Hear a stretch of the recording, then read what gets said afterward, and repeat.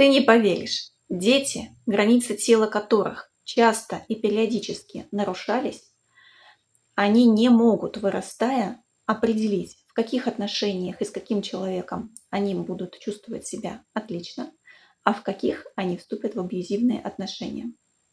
Это выросшие дети, которых часто обнимали без их желания, тащили туда, куда они сами идти не хотели.